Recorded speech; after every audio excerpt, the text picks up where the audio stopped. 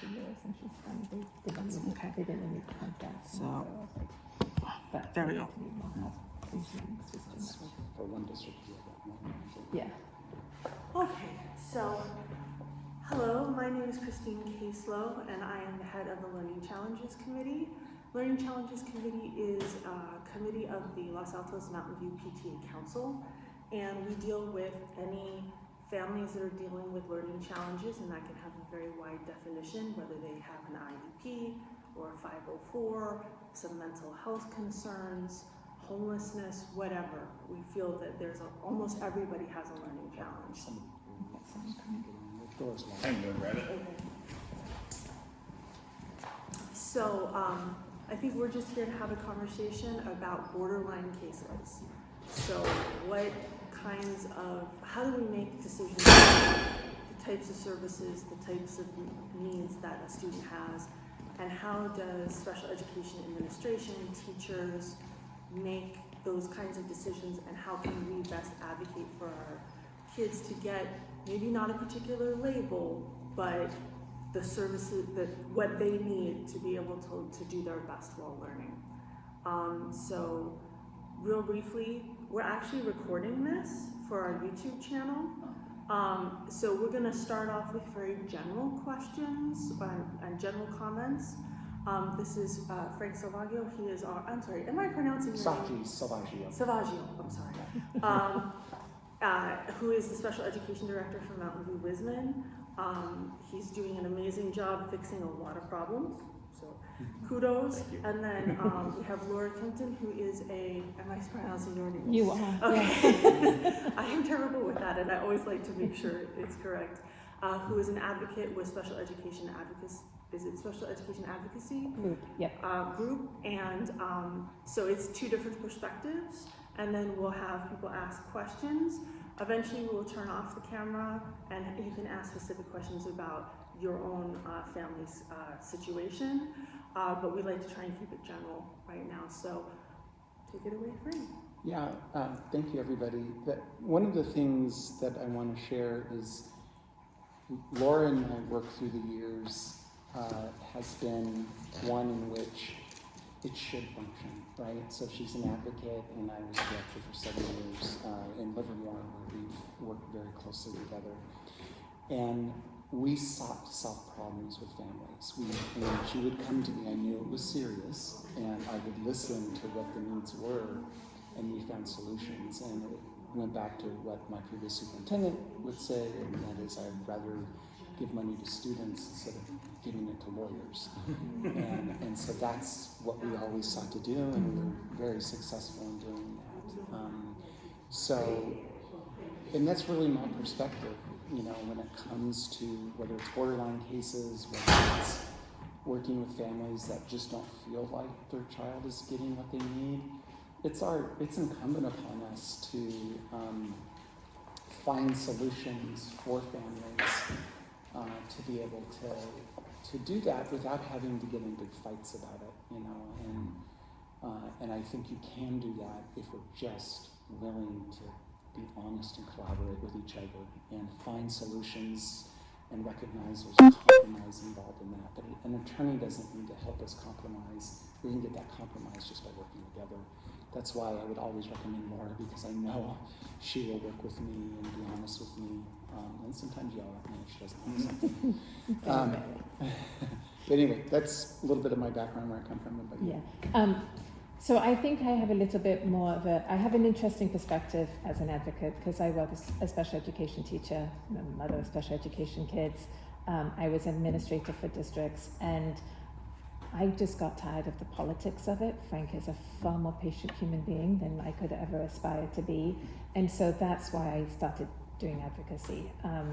I don't think anybody that I worked with was surprised by that. But what I really try and do when I work with parents is the education piece. I mean, there are some advocates who will fire parents up and say, you need to ask for a non-public school, you need to ask for a one-on-one aid, and there's pros and cons to every solution. And so it's really looking at each child, not how can I screw the district, or it's what is going to be best for that child. And sometimes that is what parents are thinking, and sometimes it's not, but that's where my role is, okay, let me educate the parents, let me see, let me get to know the child, maybe there's something that I am not sure. Once I have a really good handle on the situation, then I always try and talk to the districts and say, this is where parents are coming from, this is what the school team is saying, you know, where are we, what can we do? And so over the years, I've learned who to talk to in what districts. Sometimes it's the director, sometimes it's not. But, you know, those are that's how I come at it, is having been a teacher and a parent and knowing the day-to-day struggles, it's what is going to affect the most change for that child. And so, you know, whether it's a 504, whether it's an IEP, whether it's a placement issue, whether it's a service issue, there's always a pro and con. And I think parents sometimes don't realize that. Like, they want the IEP because they need the specialized academic instruction. All right, but that means your child may be out of general education for some of the day. How is that going to impact them? So it's having those conversations. But, you know, again, I think, and I always say to clients, I am a very collaborative advocate, because I don't think making enemies of anybody helps the school. It doesn't help you as a family. It doesn't help your child. And, you know, when you're talking to some clients and they've got, you know, students in the first or second grade, I'm like, you've got a long way to go. My son's in kindergarten. Yeah. I mean, it's really, let's get off on the right foot with that team. And, you know, is everything always sunshine and rainbows? No. You know, sometimes there will be a teacher that I don't see eye to eye with, or sometimes there will be a school psychologist, but the goal is the child, and always keep it child focused. And what is this that we need to do for the child? We're the adults and we need to do that. And so that's really how I approach it, which again is maybe not the most typical of attitudes with advocates, but that's how we can affect the most change. Go ahead. I would love, I think part of what's so great about this talk is it helps people just understand and have a baseline about a lot of this, and it's so complicated and confusing. So actually, could you spend a moment just explaining what is an advocate, and how are you distinct from the lawyer versus the district, and how you represent, what is your role within all of this? So my role can be very flexible, but I'll talk about how I work with the majority of my clients. So when I first get a phone call from a client, I listen to the situation, I explain to them my experience, my history, how I might be able to help them. My role is really to be, I always say that's the translator between parents and the school district, because sometimes it's not what you're asking for, it's how you're asking for it.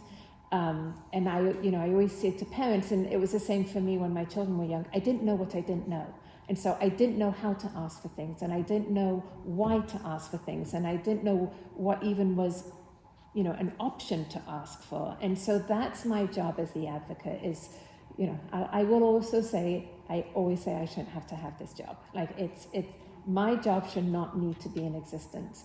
But with public school, everybody is overwhelmed, everybody is overworked, everybody is spread so thin that taking that hour a day to say I'm going to sit down with this parent and educate them is just sometimes not on the radar. So it's not always from a negative place, but that is my job to say, okay, this is what I see as your child's areas of concern.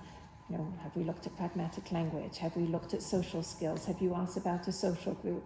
Where are we academically? Okay, why are the goals not aligned with state standards? You know, have we asked about some behavior support? Have we done a BIP? Have we done an FBA? Do we have a BSB in place? So all these things that just parents don't really know. And so it's explaining where special education begins, where it ends, where general education begins. And that is special education, I always say, works in the gray. It's not black and white. If it was every child was concrete and the same, this would be easy, but every single child is different. And so getting back to your question, my job is first to really explain to parents what I see as being the biggest areas of difficulty, what we can do about that, what we can ask for. It's writing goals for the IEP. It's really looking at are they really measurable goals? Are they addressing all areas of need? Looking at the accommodations, where can we maybe add some more accommodations services? And again, assessments should drive present levels, Present levels should drive goals. Goals should drive services and accommodations, and that should drive placement. And so it's really looking at it on that continuum, which I think is sometimes hard for parents to do. It's your child. It's you've got your emotions involved, and so being able to step back and look at it and say, oh, I need a goal. We do need a writing goal, or we need a reading comprehension goal, or we need a social pragmatic or language goal. And so we go into those, I go into IEP meetings with my clients and make the IEP much stronger, make those services ideally broader or, more intense, talk about some options. There's different placements both within the public schools and non-public schools, really talk about what they always say is the continuum of services. Again, nothing against districts, but when you go into an IEP, they don't say, so these are all the things we can offer you. And so it's really working with the team to maximize that for clients. Does that help it? It does. Okay. A quick follow-up is there an ideal time that you believe an advocate would naturally get involved in a case, or is there a time when it's too early, or? It depends on for what situation. So for lots of children, maybe on the spectrum, kindergarten and first grade are difficult because you're starting to now work with social groups and you've got peer relations, and it's more group instruction time where they're expected to follow along with the teacher talking to a group of 25 little human beings saying, okay, now everybody line up and everybody's supposed to follow along. So there are some issues there. The jump that is made in third grade is where you see a lot of difficulties with dyslexia and dysgraphia and dyscalculia, because all of a sudden it's not very concrete. We're doing a lot more, math is becoming more language based. We're not learning to read, we're reading to learn. And so that's where we see a lot of difficulties. A lot of some of the more emotional disabilities happen in middle school, because then we've got the onset of puberty, and so if a child is prone to anxiety, that can really spike during middle school. Also in high school, when all of a sudden, the rest of their life is dependent on how they're going to do for the next 4 years, you see that rise. And so it really depends. There's definitely certain ages where kind of are more triggering for certain eligibility, and others is just more of a consistent, situation of how hard is the child trying to keep up? Are they being able to keep up, or are they starting to fall behind? But those are kind of, the starting school, third grade, transitioning into middle and transitioning into high are the big years. But in terms of working with clients, at any point of time in that, when a parent's like, I really feel like I have hit my limit in terms of what I'm able to do, that's when I can get involved. Okay, does anyone have any other more general questions? Did you guys have any more comments that you wanted to make? Yeah, at least for me, I always prefer, at least when it's breaking down in our district, that you contact me directly and say, hey Frank, I'm really struggling with this situation, and I'd like to at least try to intervene to see if we can figure out what the solutions are. And I've said this many times, if I feel like we can't meet a need or we haven't provided a service that we said we were going to provide, it's incumbent upon us to fix that. And there will not even be any questions about it. We'll find solutions to make that happen. And it goes back to what you're saying. We don't want those fights to lead to a lot of tension in schools and between the parents, and then it just breaks down. I've seen it only work negatively, and that's the goal, to try to make sure that doesn't happen. But sometimes having something like Laura is really helpful, because she's able to navigate some of that, and with the family, to help them understand the dynamics on the district side that to be aware of as well. No, I think communication is the most important thing. Yeah. Sometimes I'll talk to a parent who's, just so angry about everything. It's like, okay, hang on, let's unload this. Like, what are you angry about? And it will be, just use an example from today. My son has an aide, but it's not a consistent person throughout the day. And like the stress that causes the child and therefore the mother, and okay, but legally, how it is written into the IP and how the school is providing it, they are in compliance.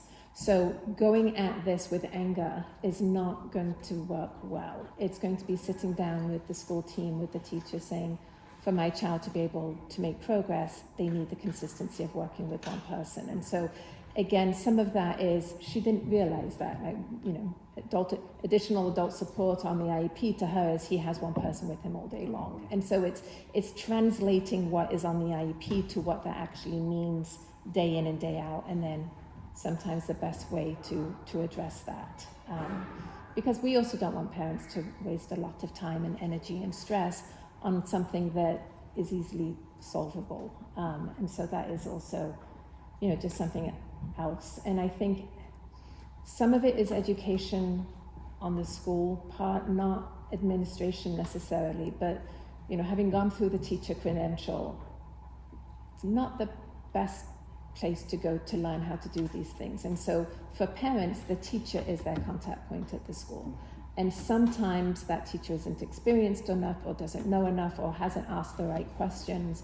And so that's why escalating it, it's a teaching opportunity for both the teacher because they learn, oh, okay, this is what we can really do. And so, you know, I always like to come at this as teachable situations, and, you know, sometimes it's the situation isn't at that level. We're up here, and then it's like, okay, let me work with the district to fix this.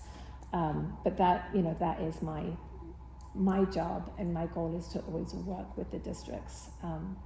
Again, I don't think we've ever worked on a case that we haven't been able to solve.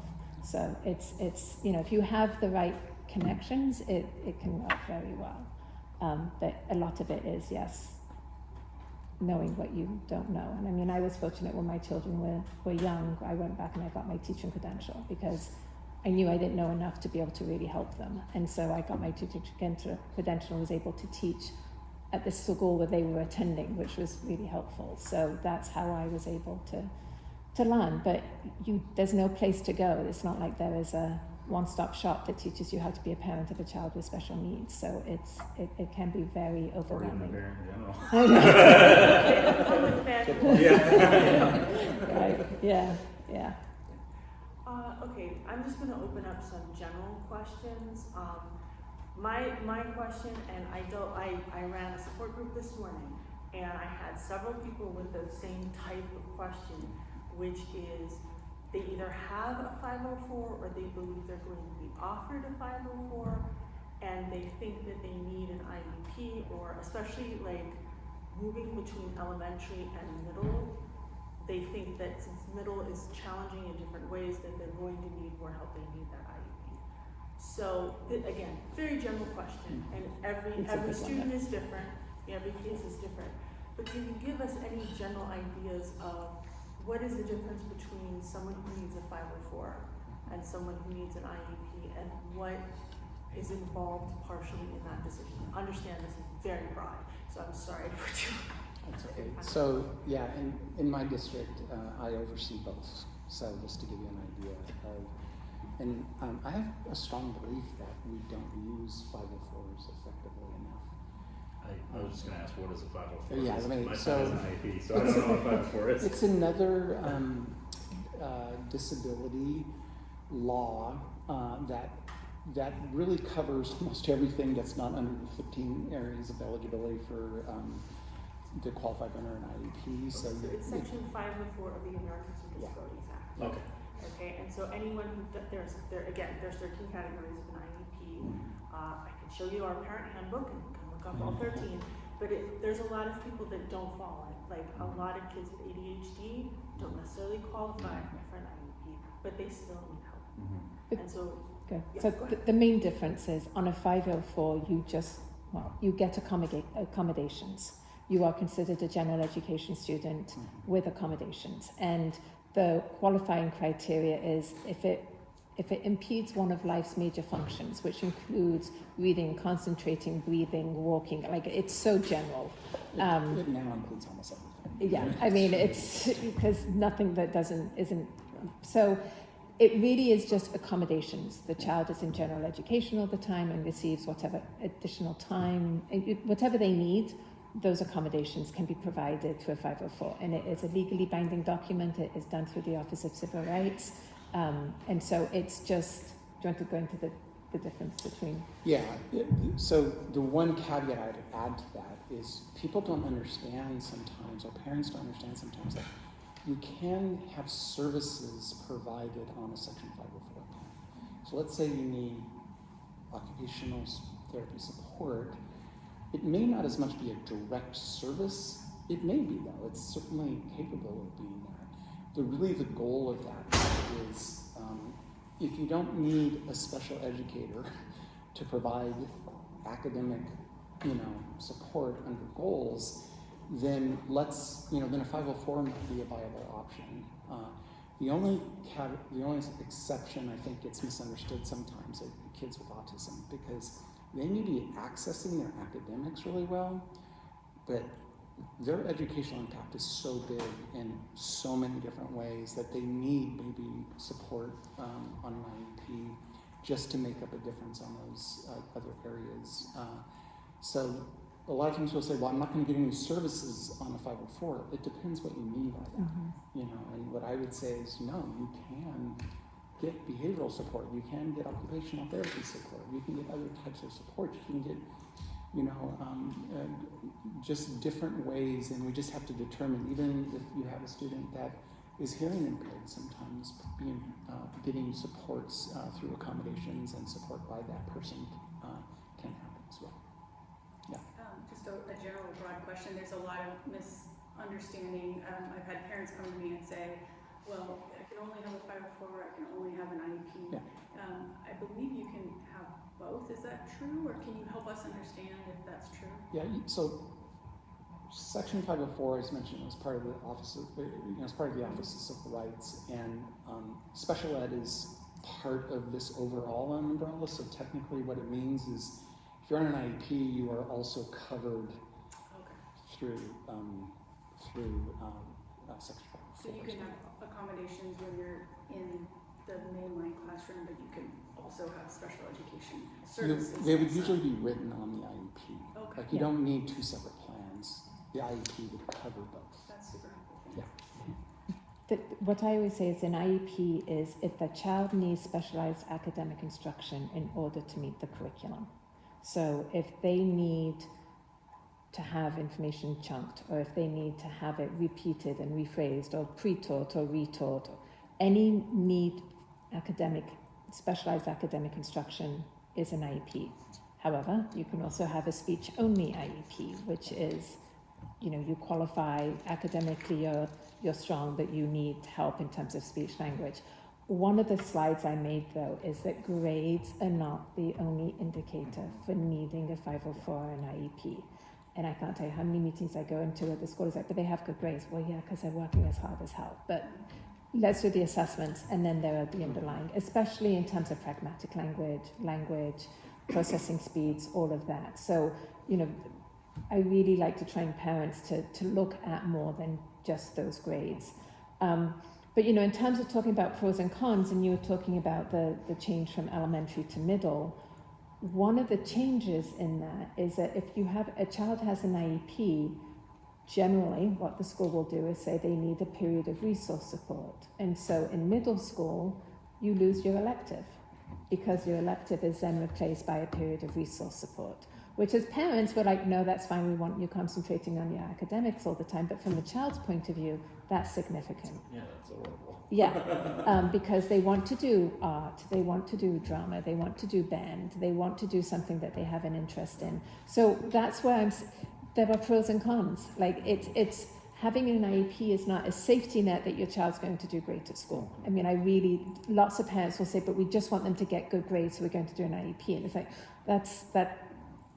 there are other things to consider as well. So, just in those conversations, that's something that parents need to consider, because then they get to high school and the child's like, well, I'm not getting an elective because, well, you get two, but one is legally PE. So you don't, you get to choose one.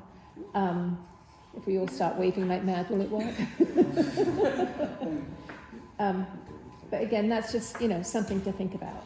At the elementary level, a child can get pulled out of class to go to the resource or a resource teacher can push in. Some students aren't thrilled about having somebody else work with them all the time. So again, pros and cons to each situation. And one thing to think of also, when students go to university, they don't have an IEP, even if they have an IEP through school. They're on essentially a Section 504 plan. Yeah. And so that's just something to keep in mind too, is we want to get students to become more independent, but they may always need the accommodations, but they won't have the same goals or the same focus as an IEP would offer in university. We are fortunate in at least Mountain View Lisbon, in middle school, there are 3 electives. So if you use one up for instructional support, you still get 2. But that's pretty rare. So, personal experience. Anyway, anyone else have anything? Or I have always many questions, but if anyone else has anything, yeah?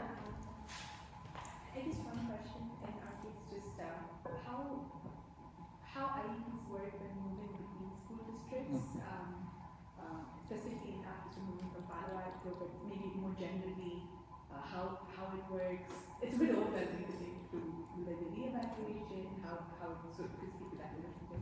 Yeah, all of our districts for the most part in the Bay Area use the same system.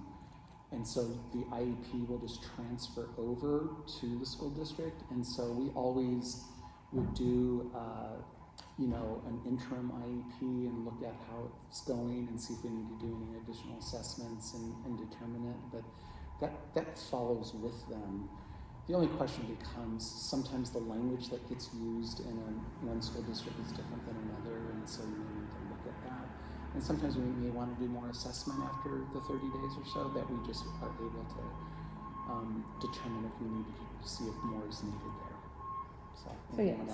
They will implement the IEP as written. Then generally you will have a 30-day meeting where the new district will say, yes, this is working, or we would like to change the language of this goal, or we would like, and sometimes they'll be like, they don't have the same setting as another district, or they will offer a change of setting, and that's when, you'll say, okay, well, let's do assessment. So rather than, really changing, 30 days is a rather quick time to start changing things. But generally, again, it's let's look at the goals, let's look at the services, make sure that it fits within our district and what we have available, and if they need to make any adjustments, they can. Typically, a district would not change a setting unless they did those assessments. And doing assessments after a move like that, after 30 days is a lot. So they will try and put that up as long as they can. And just a general question on back to 504s. I think I heard you said we in this district don't maximize the 504s to the extent that you think is possible. Mm-hmm. So just from your point of view, for parents, if we do have a child with a 504, how can we be better advocates? I think the one challenge that schools face with 504s, well, one is it's an unfunded mandate, so you don't get any funding for it. I think a second issue is you don't normally have a case manager assigned to the 504, and so therefore you have to advocate for those areas, right? And so that's the one thing that we have to overcome, because like was being mentioned, if you don't need the specialized academic instruction, and this is just being really honest about our district, is our academic outcomes for our kids on IEPs is actually pretty horrible, and so I get very nervous about if they really don't need to be on the IEP, let's not put them on an IEP, because I think too often they get othered, and it's something we fight against all the time. However, if they need the services, we want to make sure they get those services. And another thing I'll just say is that often it's our Hispanic Latino kids that are getting placed on IEPs because of similar of what you had said earlier, which is they need a little bit of maturation in those early grades, and they need language development. Let's not too easily do that to them. And there's exceptions, but I would just say that. So if you're not getting, and I'm going to come back, I'll get you to say, if you feel like it's not being implemented appropriately, like you need some support, then just reach out to me and we'll try to figure out how to make sure it's an effective 504 plan. Okay? I mean that, gentlemen. Okay? I was going to wait because I thought it wasn't maybe too general. So I'm the elect parent representative in our school, the English learners, and I help translating many of the IEP meetings. And one of the things that I've noticed is that most of the Latino families that I work with are putting in a speech IEP right away, kindergarten, right? And then there are like these, what I've seen lately, like these kids enter school with my daughter that is now in second grade, that now they're being tested for other learning difficulties. And when they come to a conclusion, it's like, we see the difficulties, these are the academic difficulties, but since you are an English learner, we cannot exclude that the difficulties come from the lack of language. Which, like these kids by second grade are speaking very good language, they struggle more with reading and writing. So this is something when I saw that the title of this was borderline cases, it's that I've seen this and it's like, and they would tell me, I'm a lawyer, by the way. I don't work as a lawyer here, but so I have this tendency to ask questions. You could get paid as much as you want, just but don't do it in the district. No. I'm just teasing. But so I tend to ask, and I was like, so you're telling me that he needs the services, but you're going to wait 3 more years to test them again because you are not sure that it's the language, so that's going to be 5th grade, okay? And they would say like, but don't worry, because this kid already has an IEP where he only gets speech therapy. So I was wondering if that's a thing, like is being an English learner someone that excludes you from, like it's like until you are a certain amount of years in the district and you have certain mastery, so it's like we don't know if the difficulties are because of the language or because you actually have a learning. Yeah, they should be evaluating the native language too, to Yeah. just see if there's a Yeah. similarity there. Add on to this, Hispanic Latino thing, at least in UISMN, 70% of our kids on IEPs are boys. If you have autism, 90% are boys. And so I've said this before, I said it when I presented to the board recently, boys are not more disabled than girls, but what they are is they access language and they're a lot more squiggly in those early grades.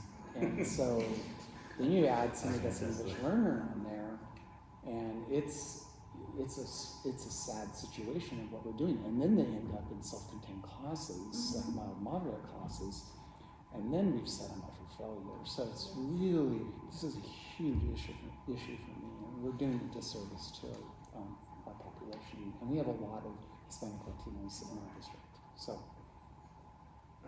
From experience as a dad of a little girl who is an English learner and also has an IEP, I believe it's completely independent.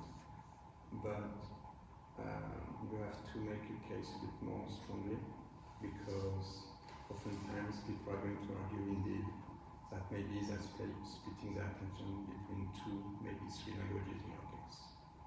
But I think it's completely independent. I have a more general question too. If you are coming from another country that has done diagnosis and says, oh, this is what's going on, and then you bring it within a district, if it's from another country, we talked about district to district within the Bay Area, but how does that change in the assessment when it's coming from a different country? I'll say this real quickly, and you want to add anything? So we get a lot of that in UISMN, and so we try as best as we can to have to get it interpreted, whatever it happens to be. We try to get a sense of what the IEP, whatever the language, whatever it is back then there, of what we do in those, what are they saying the child needs. We also a lot of times will come in and do an observation of the child just to get an idea of what's happening. So, but we get that quite a bit.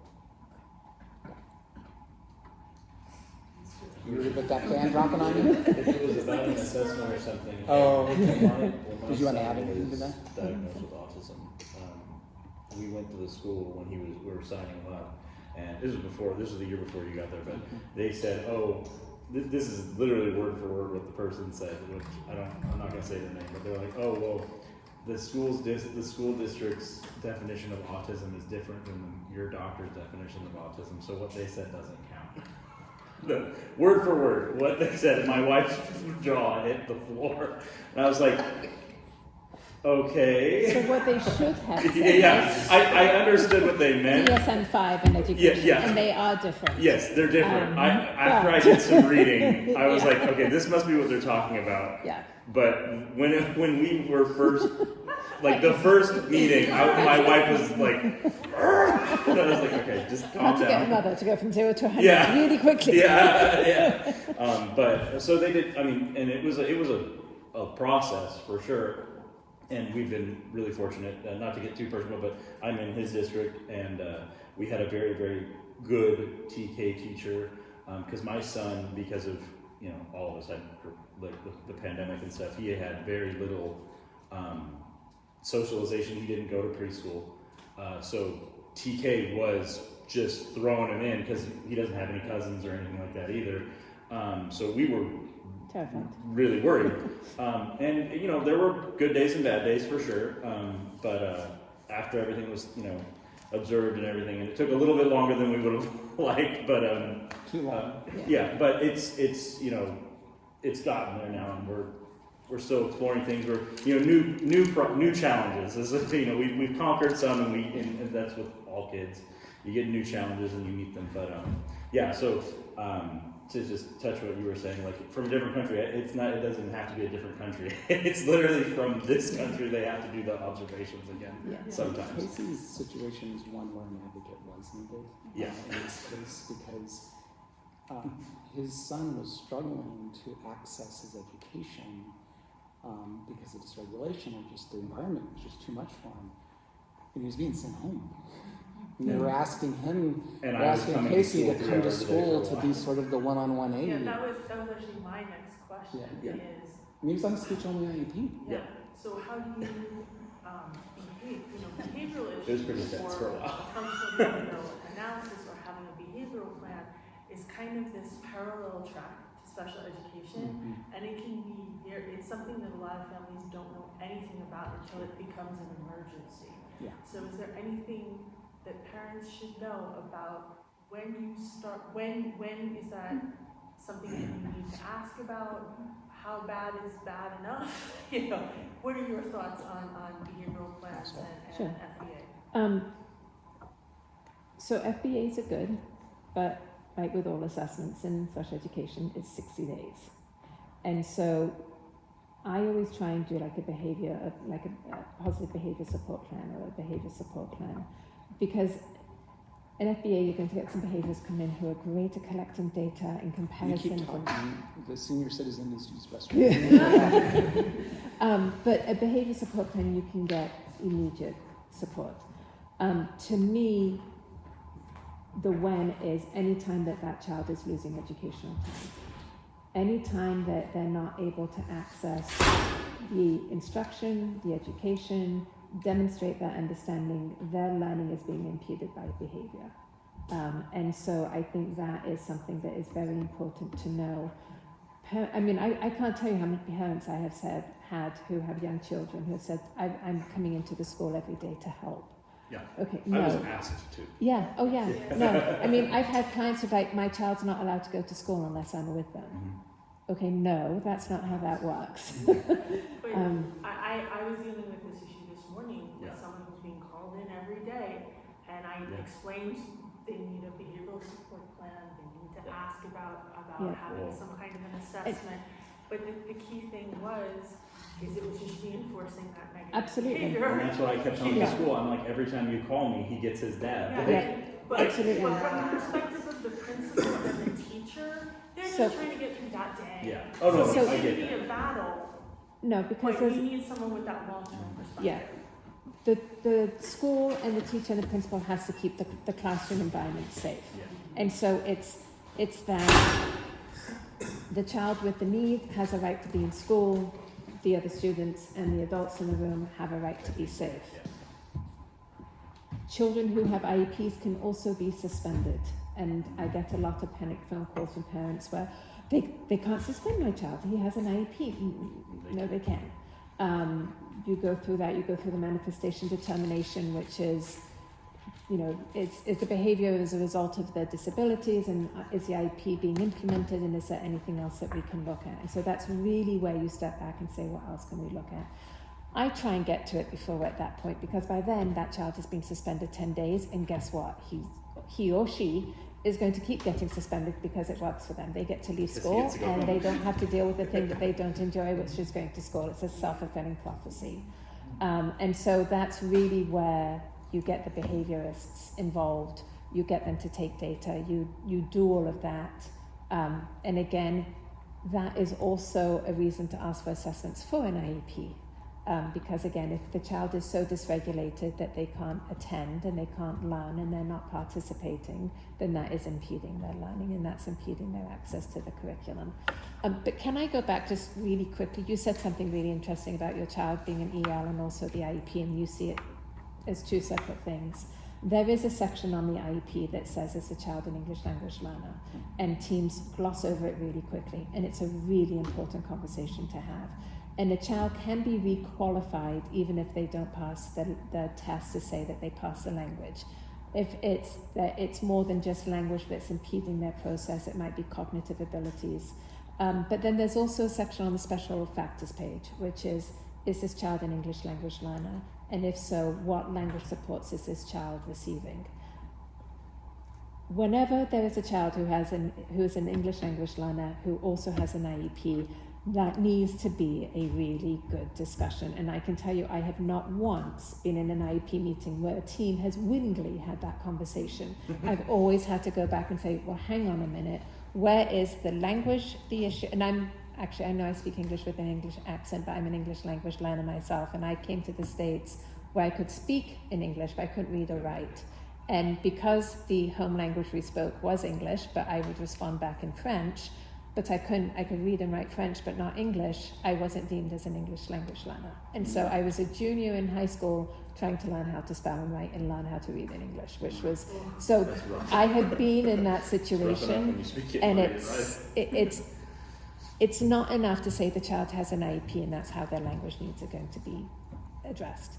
Because the language needs also need to be addressed through general education, not just through the IEP. And I completely agree. The concern that my children born here but speak with an English accent, every year they were assessed for speech because they have an accent. And it drove me batty because you can't say he needs to be assessed for an IEP just because he speaks differently than you do. He is understandable, he can, well, I mean, at that age before puberty kicked in, he could calmly tell you what he was trying to say. But every year, and so finally I just had to put it in the school records, we do not assess for speech and language because it was not right.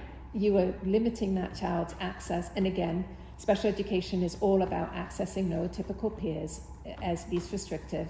If you're saying that a child needs to be out of the general education environment because they have speech language needs, it needs to be due to more than just being an English language learner. So, I think that is a really important point to make, that when you have an IEP meeting, you need to have a really good conversation about what we're doing for the EL, because that can't just be through specialized academic instruction. The English language part also needs, and there are specialists within the schools who do English language learning, and they come in and make it a language-rich environment for them. They still need to be involved, even though that child may have an IEP. And so that's just something that is near and dear to my heart and is never really addressed well in It's a meetings. huge issue throughout the country, especially in California. Many districts, and this can come in and out, have something called disproportionality issues, okay? Where one group of students is over-identified for special education compared to their peers. And it's often Latino students. It depends on the district, on who's like the largest minority. And then you also have students that probably need an IEP, but aren't getting it because, it's a language issue.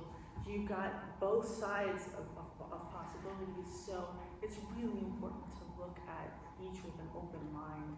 And there are kids who absolutely need EL support and an IEP support, but you also, Frank talked about kids getting stuck in classes or not, especially when you get to high school. High school district here has a big problem where the kids are shunted into non-A through G requirement classes, so that doesn't set them up for college, okay?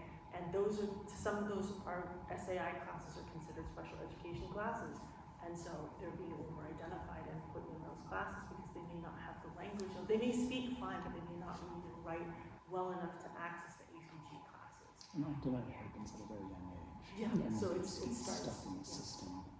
The other one that's just really that I find, well, it's fascinating and frustrating all at the same time, and you touched on it, was boys with autism get qualified very easily. Girls with autism do not. And the difference is girls who have autism still want to be social. They still want to develop friendships, whereas a boy with autism is not overly social. And again, we're talking in really big generalities, but females who have autism still want friends, and they still try to socialize. And schools will say, but she has a friend, so she doesn't have social pragmatic language difficulties. And it drives me bonkers because that child still has no expressive language, still has no perspective-taking ability, still has, and all because they have a friend that they stand next to at lunch doesn't mean that they don't meet the criteria. And again, disproportionately third grade and middle school is when you see all of a sudden parents go, what do you mean she could be on the spectrum? Because no one has discussed it before. I mean, I have a case and it's in the East Bay, and parents are very high achieving. She is in a dual emergent language. She is in an advanced class, and I've known for 3 years that this child is on the spectrum. And parents are like, no, she's just shy. And finally they're like, okay, we see it now. And she's in third grade. And so now we've got to try and get her caught up. But that's another one that it's very different than what a lot of people have learned about in school, because you learn about autism through the boy lens, not through what it looks like in girls. And then the difficulty for girls is really middle school and high school, because those social relationships, as I'm sure every woman here can remember in middle school, were horrendous, and they fall to pieces. And then we're not setting them up for success in high school because now they're in separate schools or they're not attending. And so that is something, and I think districts are getting better about observing it, but again, we're coming at this a little bit late. Yeah, we're starting this next year programs that are specifically designed, called social research programs, designed for students with autism that don't need that academic SAI, specialized academic instruction, but they need all the rest. And so they're going to be getting that support. So I just think there's ways to address some of these things, and you just can't force kids into boxes that don't fit them. Can you talk more about the social resource program? Yeah, so I'm doing them at Vargas and students at next year, and it's for kids with a primary disability of autism that are doing well academically, but they don't know how to make friendships. Because we see these kids in middle school, they're often by themselves and not doing great making friendships. They have a tendency to not want to be involved in group work, is another example. And even to have those kind of interactions that would be a way to foster relationships. And so they also need sensory support a lot of times, and so having an occupational therapist involved. So really that's what the program is designed for, is to really help kids develop those skills. Part of it will be observing them on campuses and having them look at how these kids are building these relationships, and they become a coach at some level for them to We've been asking for something like this for how long? 15 years? So it's just a start. We'll do it in middle school next year, but I just wanted to start it at those two sites. Yeah. Are there any more general questions, or if people want to ask specific questions about their family? It's been about an hour, so I think I'm going to shut off the recording. Is that all right with everyone? Okay. I'll save for the recording. Thank you very much. Can I ask another question about